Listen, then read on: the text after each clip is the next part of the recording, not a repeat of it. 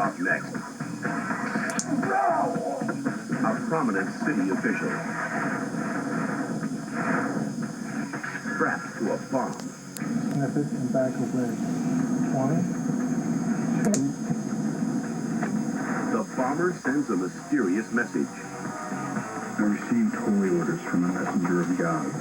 Now, police have a bombshell of their own. They say they know who did it. We'll reveal the secret identity next.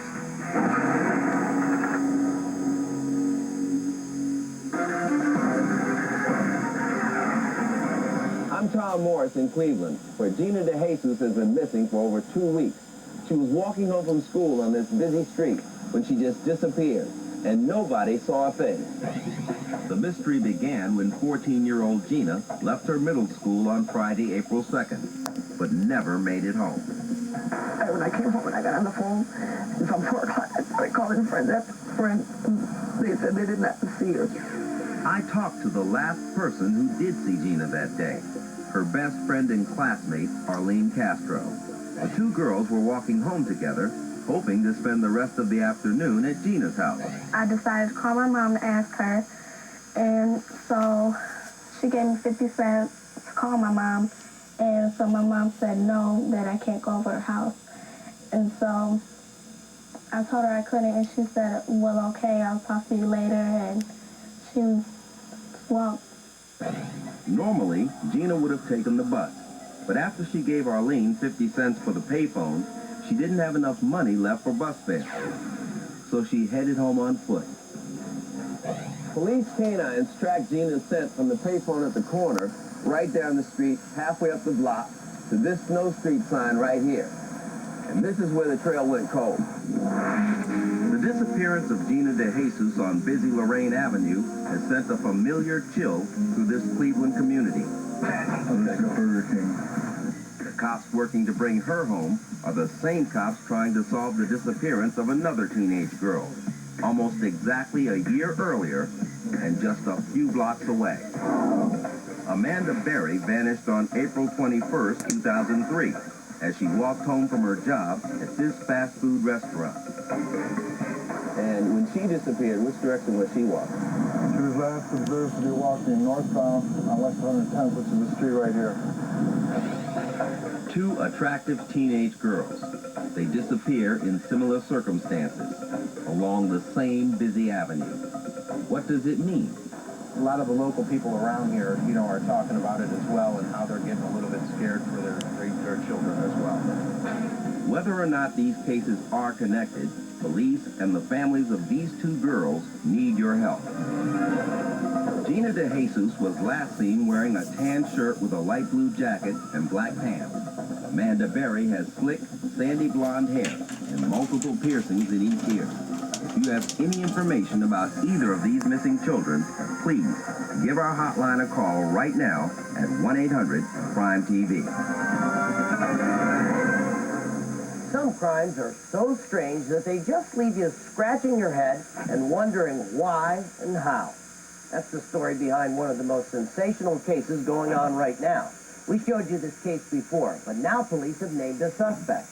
When we heard, we couldn't believe who that suspect turned out to be.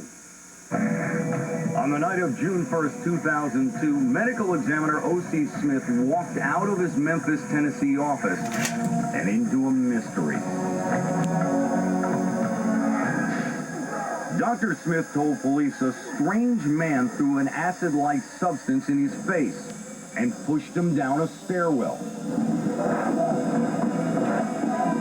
What happened next was nothing short of bizarre. Oh, see? Is that you? A security guard later discovered Dr. Smith wrapped in barbed wire, chained to a grate, with a bomb hanging around his neck. The bomb squad quickly moved in and discovered the device had a motion sensor. If Dr. Smith or his rescuers made any sudden moves, they would all die. We feel like as long as we don't change the position on the device, it cannot go off. Sniff it and back of leg. 1, 2, 3. While Dr. Smith was carefully cut free, Major Mike Willis stabilized the bomb with his bare hands. I'm thinking that they hadn't gone off, so I'm still doing real good. Mike did everything right. Cops managed to safely destroy the bomb, and O.C. Smith survived the terrifying incident with only a few minor cuts and burns. Police immediately began a massive search for the mysterious attacker. They worried that a domestic terrorist was on the loose, a madman. This was a big deal in the Memphis law enforcement community. It was one of their own that had apparently been victimized at the time, and the agents and the police officers, the investigators involved, really threw themselves in this investigation. As the medical examiner in Shelby County, Tennessee, O.C. Smith was a popular figure, well known for his buzz cut, combat boots, and military demeanor. At first glance, you might think Dr. Smith is a character, but as I've gotten to know him, he's not really what you would call a character. He's just himself. He was a Marine in the Vietnam War, and he has told me, and other Marines have told me, once a Marine, always a Marine. His work put him at the center of a number of high-profile cases, and cops believe the bizarre attack could be linked to one of them. In January 2001, he testified at a clemency hearing for a convicted cop killer, a controversial case that triggered heated debate. Welcome to the Mike Fleming radio program right here on WREC 600 in Memphis, Tennessee. The case became a hot topic on a Memphis radio talk show hosted by Mike Fleming. Shelby County Medical Examiner O.C. Smith, and right after the program aired, someone started sending weird letters to people involved in the case. I received holy orders from a messenger of God speaking to me through the Mike Fleming show. The letters contained religious rantings and threats against Dr. Smith. The evil one is in the body of O.C. Smith, soulless pawn of the devil. Cops investigated the notes but couldn't determine who'd sent them. But 1 year later, the mysterious writer, or someone, raised the stakes. March 2002, investigators find a bomb at Dr. Smith's office building. Cops defused the device and immediately began looking for connections to the threatening letters. Through it all, Dr. Smith stayed calm. anything like this ever happened? Never. But just 3 months later,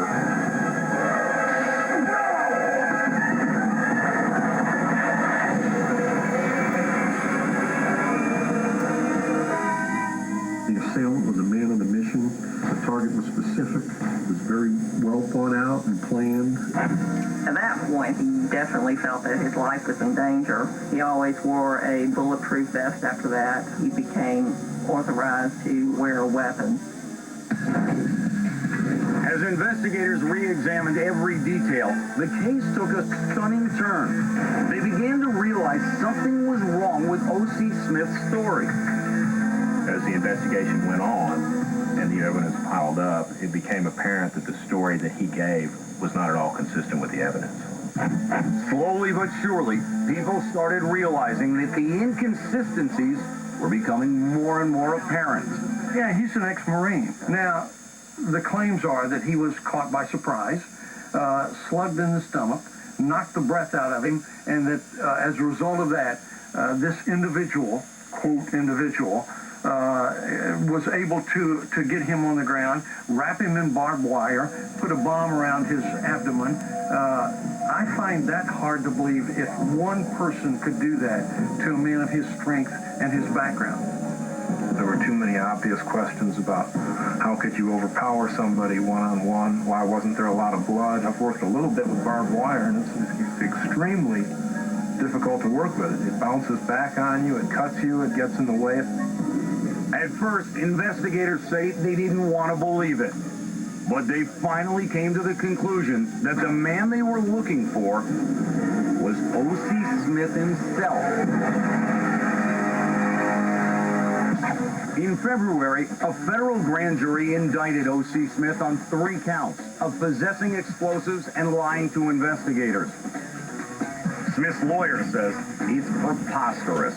The indictment, in essence, alleges that Dr. Smith wrapped himself, his ankles, his wrists, his face, head, in barbed wire, that he hung an actual explosive device, motion-sensitive device around his neck, and that he chained himself in a stairwell to a security bars of a window. They're contending he did all of that to himself as opposed to a perpetrator doing it. He professes his absolute innocence of the charges.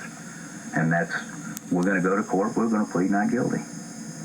Prosecutors won't reveal the exact evidence they'll use against O.C. Smith, nor will they tell us why they think such a highly regarded professional would create such an elaborate and dangerous hoax. I've been asked that question several times. I always answer the same way. I said, I don't know why people do strange things. All I know is that people do strange things. As they prepare for a trial, prosecutors say this has been one of the most difficult cases they've ever had to deal with. It's been made even tougher by the prospect that they were betrayed by one of their own. People that thought they were trying to come to Dr. Smith's rescue, if you will, are now in a position where they have to be on the side to prosecute Dr. Smith, and nobody's particularly happy about that. But it's a job we have to do, so we will present the evidence at trial and let the chips fall where they may.